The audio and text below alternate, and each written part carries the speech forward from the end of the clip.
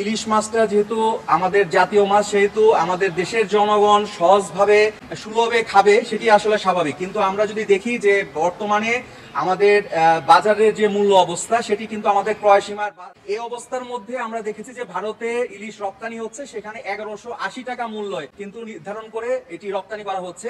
এবং এই ক্ষেত্রে যেটি এনবিআর থেকে আমদানি করার জন্য যে পরিপত্র রয়েছে, সেটিও কিন্তু পুরনো আপডেট করে কিন্তু সেটি নির্ধারণ করা হয়নি। ফলে আমরা এখন যেটা দেখতে পাচ্ছি যে আমাদের বাংলাদেশের বাজারে ইলিশের দাম 1800 থেকে 2000 টাকা বা 2200 টাকা পর্যন্ত কেজিতে বিক্রয় হচ্ছে, সেখানে রপ্তানি মূল্যটা 1180 টাকা, যেটি আসলে খুবই অস্বাভাবিক। সেটি আসলে যুক্তিসঙ্গত নয়, কারণ যদি রপ্তানি মূল্য 1180 টাকা হয়, তাহলে অবশ্যই এখানে ট্যাক্স ভ্যাট এবং অবশ্যই প্রফিট করে বিক্রি কিন্তু রপ্তানি করা হচ্ছে। সেই ক্ষেত্রে বাংলাদেশের মানুষ যেন রপ্তানি মূল্য যেটি নির্ধারণ করা হয়েছে তার চেয়ে কম মূল্যে তারা ইলিশকে খেতে পারে, সেজন্য আমরা বলেছি যে একটি লিগ্যাল নোটিশ প্রেরণ করেছি আজকে ডাকযোগে এবং ইমেইলে, এবং সেখানে বলেছি যে ইলিশের মূল্যটি আসলে 700 টাকা সরকার কর্তৃক নির্ধারণ করে দেওয়ার জন্য বলেছি। এটির একটি অন্যতম কারণ হচ্ছে যে এর কোনো উৎপাদন কোনো খরচ নাই, শুধুমাত্র আমাদের পরিবহনের কস্টিংটি কিন্তু এখানে আসে।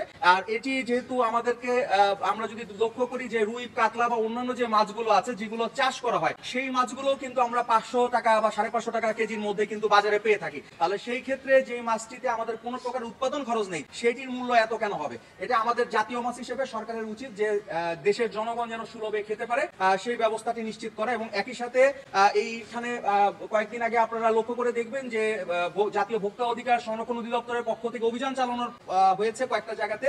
সেখানে তাৎক্ষণিকভাবে ইলিশের মাছের মূল্য কিন্তু অনেক কমে গেছে। তো তাতে বোঝা যাচ্ছে, এবং তারা নিজেরাও কিন্তু বলেছেন যে এখানে ক্ষেত্র বিশেষে 700-900 টাকা পর্যন্ত প্রফিট করা হচ্ছে। তো সেটা অস্বাভাবিক। এজন্য যেন বাজারটা নিয়মিত মনিটরিং করা হয়, মূল্যটা যেন আসলে মানুষের ক্রয় সীমার মধ্যে থাকে, সেটির জন্য বলেছি। একই সাথে আমাদের যেটা হচ্ছে যে অবৈধভাবে যেন পাচার করা বন্ধ করা হয়, সেই বিষয়টার ক্ষেত্রেও বলেছি যে অবৈধ পাচার বন্ধে যেন সরকারের পক্ষ থেকে কার্যকর পদক্ষেপ গ্রহণ করা হয়, এবং বাংলাদেশ এবং ভারতের আবহাওয়ার সাথে একটি সমন্বয় করে যেই বাস্তবতাগুলো আছে সেটা নিরিখে যেন বাংলাদেশ এবং ভারতে কাছাকাছি সময় বা একই সময়ের মধ্যে যেন ইলিশের যে ধরা বন্ধ রাখা হয়, সেই বিষয়টি যেন নিশ্চিত করা হয়। সেই ব্যাপারে বাংলাদেশের পক্ষ থেকে আনুষ্ঠানিকভাবে ভারতকে চিঠি দেওয়ার জন্য বলেছি। এবং একই সাথে ভবিষ্যতে বাংলাদেশ থেকে যখনই ইলিশ মাছ কোনো দেশে রপ্তানি করা হবে, সেই ক্ষেত্রে যেন বাংলাদেশের বাজার মূল্যের চেয়ে কম মূল্যে সেটি রপ্তানি করা না হয়, সেটার জন্য লিগ্যাল নোটিশে বলেছি।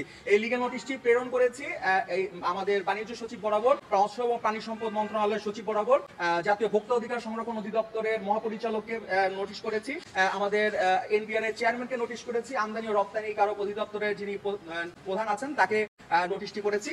এবং এই নোটিশটির মাধ্যমে সুস্পষ্টভাবে বলার চেষ্টা করেছি যে বাংলাদেশের মানুষকে একটি মূল্য নির্ধারণ করতে হবে সরকারের পক্ষে, যেন জাতীয় মাছ যেটি আছে এই জাতীয় মাছটি যেন হচ্ছে বাংলাদেশের মানুষ সুলভে পায় এবং তারা যেন এটি খেতে পারে, এটি নিশ্চিত করতে হবে।